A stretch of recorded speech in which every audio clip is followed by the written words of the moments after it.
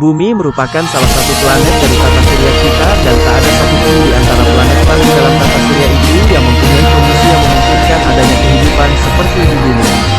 Dalam kegiatan belajar ini, marilah kita kenal lebih dalam tentang bumi yang kita yakini. Bumi sebagai planet. Pada awalnya, manusia menganggap bahwa bumi ini mempunyai kedudukan yang istimewa di alam semesta ini karena matahari terbit di sebelah timur, pada tengah hari ada di atas kepala kita, dan tenggelam di sebelah barat. Hal ini berarti matahari mengitari bumi sehingga timbul hipotesis geosentris dari Ptolemeus. Pandangan ini berubah setelah Copernicus dengan teori heliosentris mengemukakan bahwa bumi tidak memiliki kedudukan yang istimewa di alur ini. Bumi hanyalah salah satu planet, bersama dengan planet-planet lain, bergerak mengelilingi matahari. Meskipun sejak abad ke-18, manusia sudah menyadari bahwa bumi adalah sebuah planet yang bergerak mengitari matahari, tetapi baru pada pertengahan abad ke-20 kesadaran itu muncul dengan kuat. Mengapa?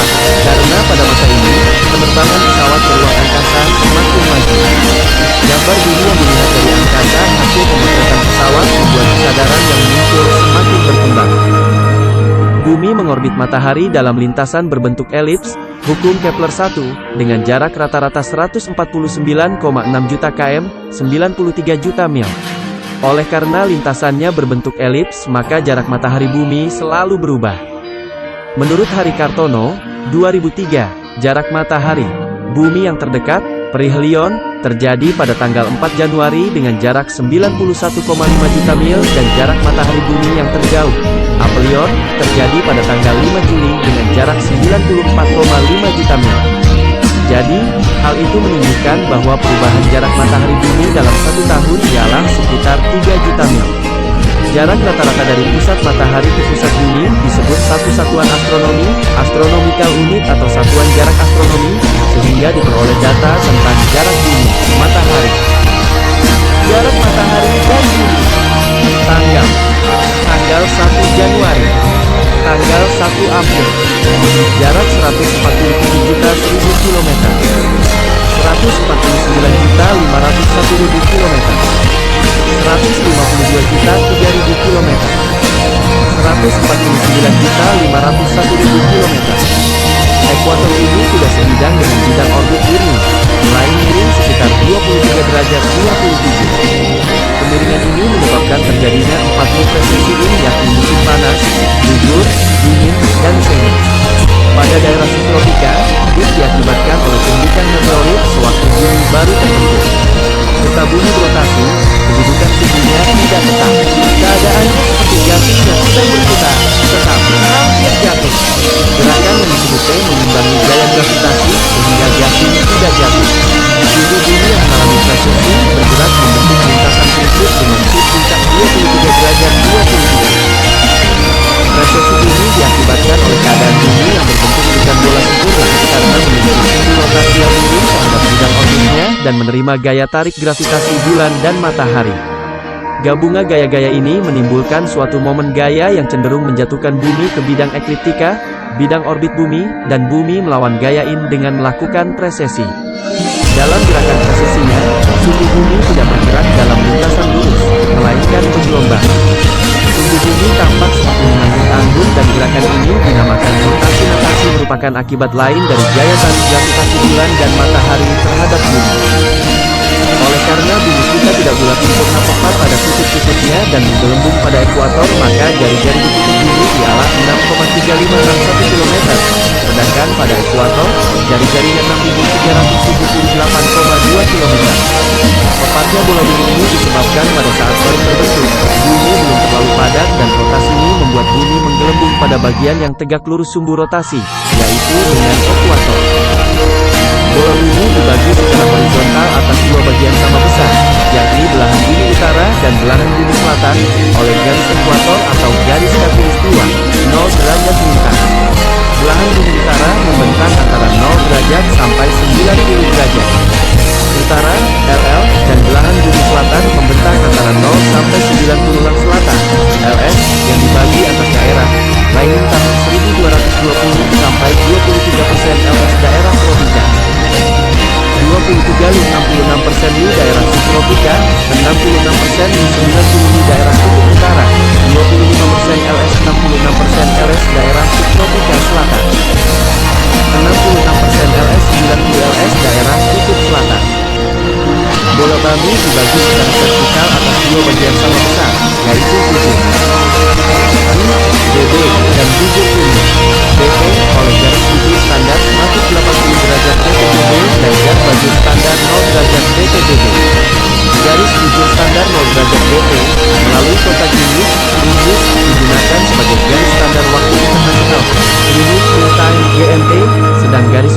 standar 180 derajat BTBB digunakan sebagai garis pergantian tanggal internasional. Menurut garis bujur, Indonesia terletak antara 95 derajat BT 141 derajat BT, berarti jarak antara titik paling barat dengan titik paling timur 46 derajat atau 46 kali 4 menit 184 menit, 1 sampai 4 menit. Indonesia menetapkan 3 daerah waktu, sebagai berikut. 1.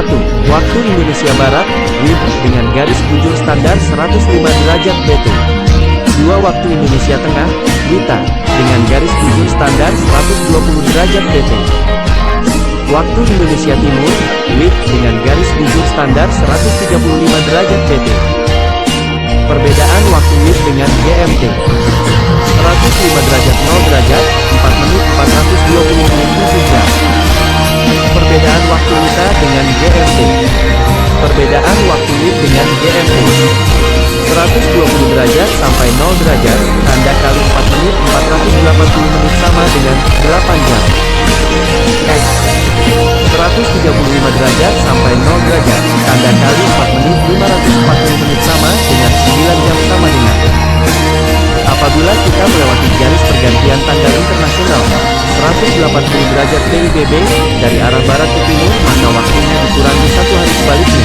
Apabila kita melewati garis tersebut dari arah timur ke barat, maka waktunya ditambah 1 hari. Contohnya, apabila kita dari arah barat melintasi garis tersebut pada hari Selasa, maka saat melewati garis tersebut harinya ialah Senin. Sebaliknya, apabila kita melintas garis tersebut dari arah timur ke barat pada hari Selasa, maka saat melewati garis tersebut harinya ialah Rabu. Menurut garis lintas, Indonesia yang terletak antara 6-11 LS termasuk dalam daerah T. Berarti punya iklim tropis. U alamiah, BABAN. B. Teori terbentuknya bumi. Bumi itu bulat telah lama diketahui manusia, yaitu kira-kira 500 tahun yang lalu. Bagaimana kita mengetahui bahwa bumi itu bulat?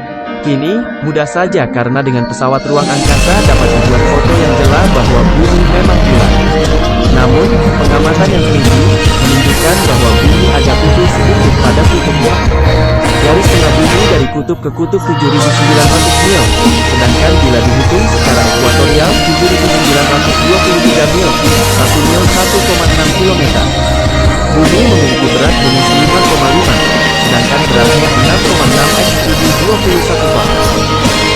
1. Kelahiran bumi asal-usul bumi sama seperti asal-usul planet lain yang telah dikemukakan. Kapan bumi lahir? Penghitungan penentuan umur lapisan bumi dan fosil banyak dikemukakan oleh teori, antara lain sebagai berikut. A. Teori sedimen. Pengukuran usia bumi didasarkan atas perhitungan tebalnya lapisan sedimen yang membentuk batuan. Dengan mengetahui ketebalan lapisan sedimen rata-rata yang terbentuk setiap tahun dan membandingkannya dengan tebal batuan sedimen yang terdapat di bumi sekarang ini, maka dapat dihitung umur lapisan tertua kerak bumi. Berdasarkan perhitungan semacam ini, diperkirakan bumi terbentuk 500 juta tahun yang lalu. B. Teori kadar garam. Pengukuran usia bumi berdasarkan perhitungan kadar garam di laut. Diduga bahwa pada awalnya laut itu berair tawar.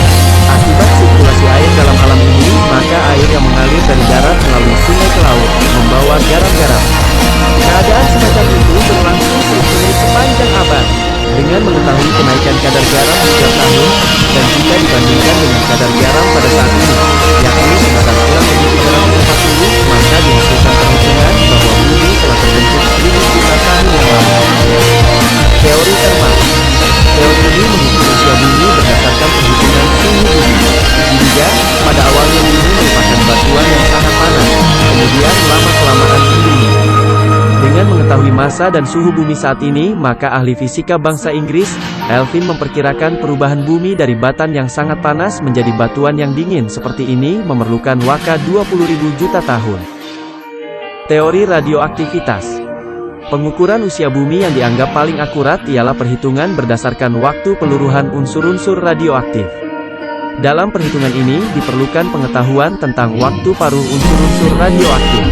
Di antara isotop radioaktif yang dapat digunakan untuk maksud tersebut ialah uranium 238, U, potasium 40, K, dan CaRDOF 14, C. Isotop uranium dan potasium sangat baik untuk memberikan data tentang umur lapisan bumi, sedangkan isotop karbon, C, sangat bermanfaat untuk memberikan data tentang umur fosil. Waktu paruh ialah waktu yang dibutuhkan elemen radioaktif untuk meluruh atau mengurai sehingga masanya tinggal separuh. Elemen radioaktif yang digunakan ialah elemen yang memancarkan cahaya, invisible light, yakni alfa, beta, dan gamma. Elemen ini berangsur-angsur menurun sehingga hilanglah sifat radioaktifnya menjadi elemen radioaktif yang masanya menjadi separuh. Gross, 1922. Contoh, 4 gram, 238 mili setengah agar Pb radioaktif plus Pb tak radioaktif plus zat lain, membutuhkan waktu N tahun, maka waktu paruh umur radioaktif sama dengan N tahun. Artinya, waktu paruh U-238 ialah 4,5 ribu juta tahun. Unsur yang stabil dibentuk apabila 25 menurun, yaitu Pb-206 yang non-radioaktif. Umur lapisan bumi ditentukan dengan menghitung massa uranium yang ada dalam sampel lapisan bumi itu. Dari hasil penyelidikan, telah diketahui bahwa dalam setahun, U-23 menurun menjadi 1/600 juta gram Pb-20%. Dengan gas perbandingan antara Pb terhadap U memungkinkan untuk menghitung bahan atau batuan yang mengandung uranium saja. Andaikan contoh tanah mengandung 0,15 gram P*B⁻206 dan 0,3 gram U, maka umur lapisan bumi ialah 0,30 x 7.600.000 juta tahun sama dengan 3,8 ribu juta tahun. Dengan cara yang sama dapat pula dihitung umur lapisan bumi dengan membandingkan kalium 40, K⁻40 terhadap ergon 40, A*F40. Sedangkan untuk CaRGON 14, C⁻14 mempunyai waktu paruh sekitar 5.700 tahun. Unsur karbon yang lazim kita kenal ialah C⁻12 yang non-radioaktif terdapat di atmosfer dalam bentuk C*O garis bawah 2.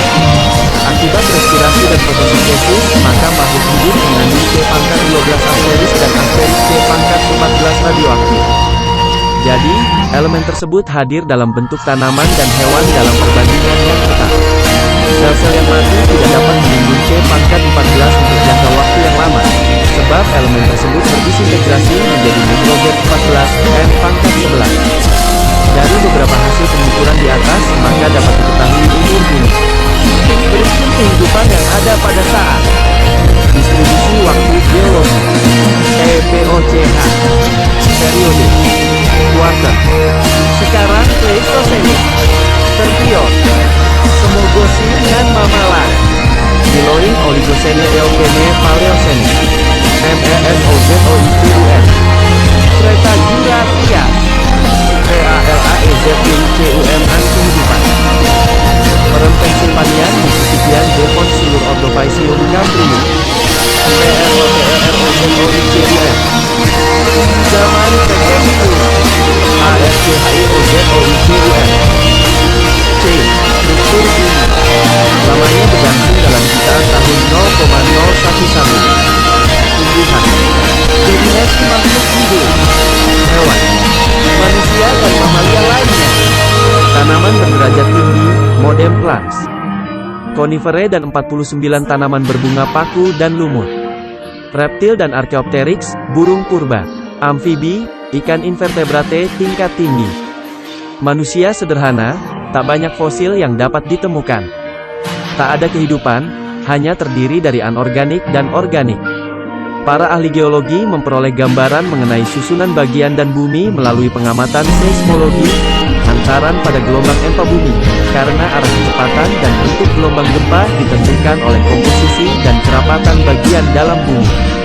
Bumi ternyata memiliki beberapa lapisan, antara lain diselimuti oleh gas yang disebut atmosfer. Pada permukaan bumi terdapat lapisan air yang disebut hidrosfer. Bagian bumi yang padat terdiri dari kulit, litosfer, dan bagian intinya disebut sentrosfernya. 1.800 mil, 1,360 mil, 815 mil. Mantel, inti luar, inti dalam. Struktur bumi.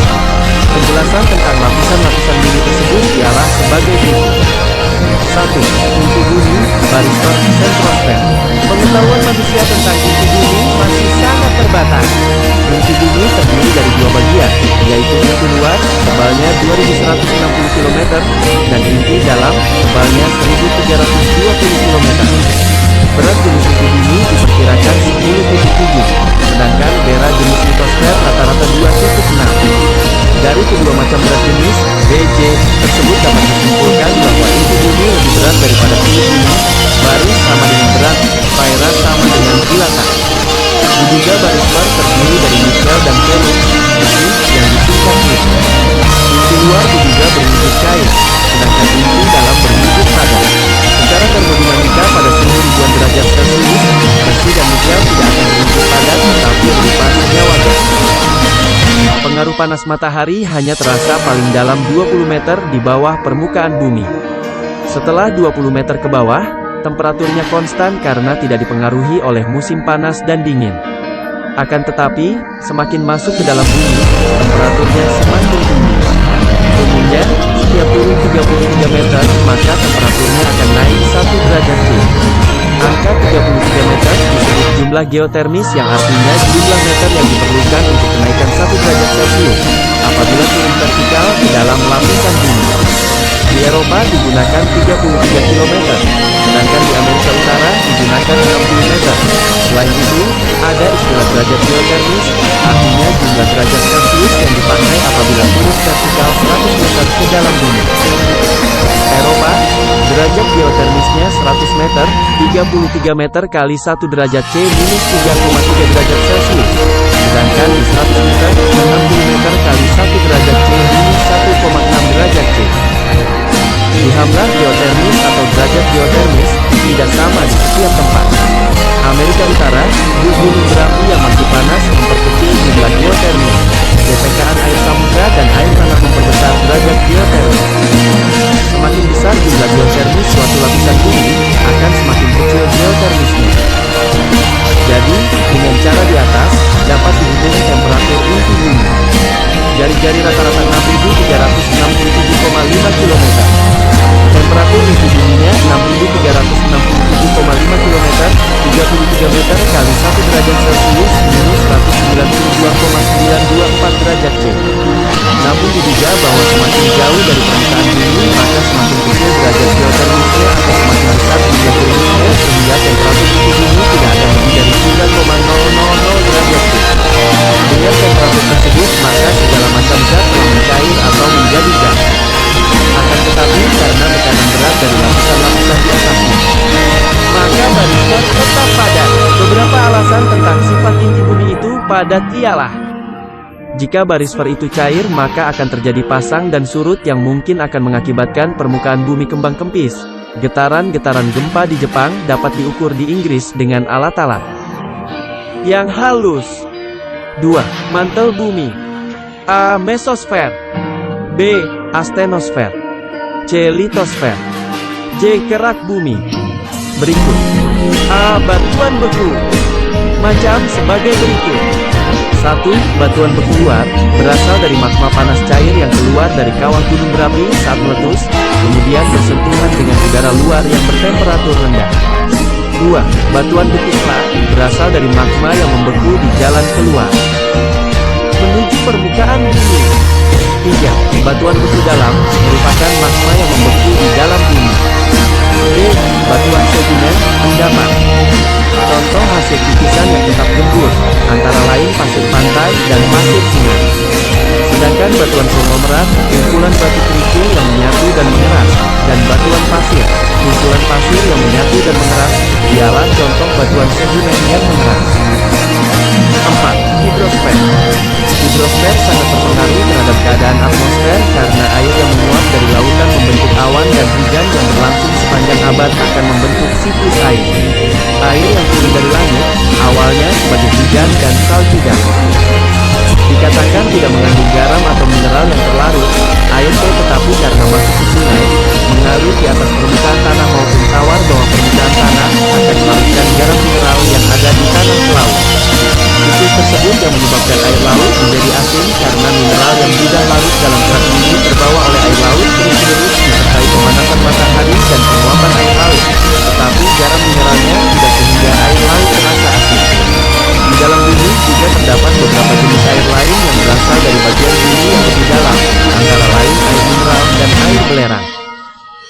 Kandungan garam mineral air laut ialah 3,5%. Tabel 3.4 berupa NaC, garam dapur, dan MaxO, garam Inggris. Garam Inggris menyebabkan rasa pahit pada air laut. Pada waktu hujan turun, akan terbawa berbagai macam gas antara lain oksigen, O2, dan karbon dioksida, CO2, yang sangat dibutuhkan oleh kehidupan laut. 5. Atmosfer. Atmosfer juga bersifat kompresibel, dapat dimanfaatkan, sehingga jika ada benda yang bergerak melewatinya, seperti meteor, akan menjadi panas dan hancur sebelum mencapai permukaan bumi. Gas yang ada di lapisan atmosfer merupakan campuran dari gas nitrogen oksigen, O2 ergo, R karbon dioksida, SO neon, N helium, E krypton, C hidrogen, H xenon, Xe metana, CH ozon, ON dan uap air, O. Gas-gas tersebut sangat penting bagi manusia, seperti oksigen, yang dapat mengubah zat makanan menjadi energi melalui pembakaran dengan cara bergabung dengan unsur kimia lain, yaitu uap air. Karbon dioksida, CO, dihasilkan dari pembakaran bahan bakar dan H, pemapasan manusia serta hewan yang sangat dibutuhkan oleh tumbuhan. Gas ini dapat mengakibatkan efek rumah kaca karena kenaikan konsentrasi karbon dioksida, CO, di atmosfer akan menyebabkan kenaikan suhu permukaan bumi. Atmosfer terbagi atas 3 lapisan sebagai berikut. A. Troposfer. Suhu troposfer terhitung dari permukaan bumi ke atas, dan semakin ke atas akan turun secara teratur.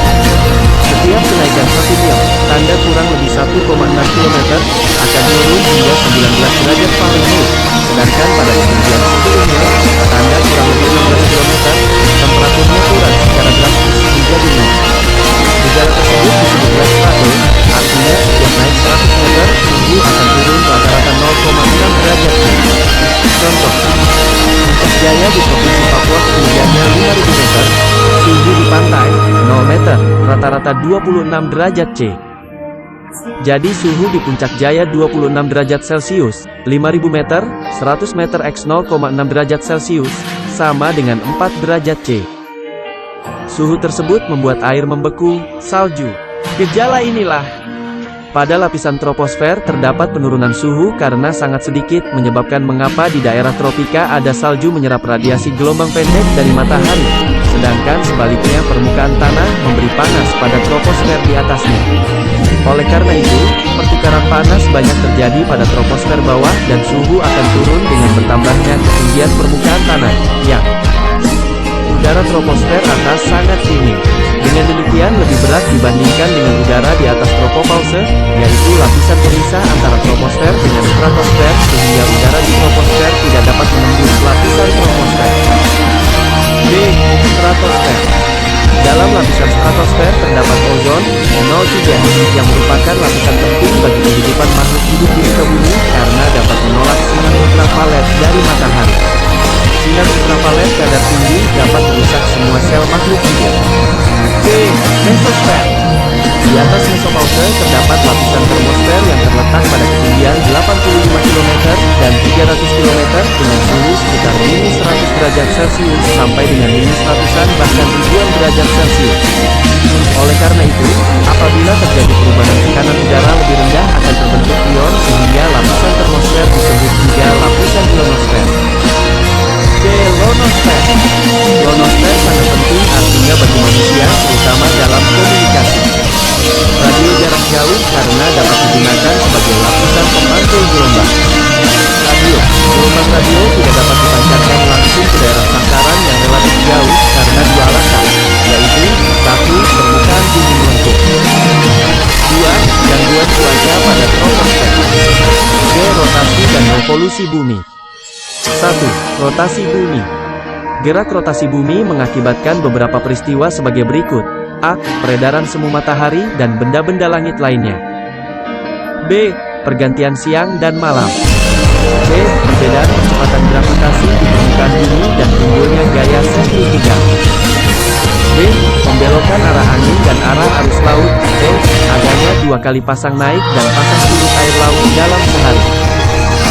Semalam, Paul Sterling perbedaan waktu antara tempat-tempat yang berbeda derajat gusurnya, yaitu 4 menit setiap 1 derajat atau 1 jam setiap berbeda 15 derajat gusur. Titik. Revolusi bumi. tektonik. A. Bukti bahwa bumi berevolusi adalah sebagai berikut. Terjadinya paralaks bintang, yaitu pergeseran kedudukan bintangnya dekat dengan bumi terhadap latar belakang bintang lain yang lebih jauh. B. Terjadinya abrasi cahaya matahari, yaitu perpindahan yang tampak dalam arah cahaya datang dari sebuah bintang akibat geraknya pola bumi. Revolusi bumi mengitari matahari mengakibatkan beberapa fenomena sebagai berikut. A. Gerak semu tahunan matahari pada ekliptika. B. Perubahan lamanya siang dan malam.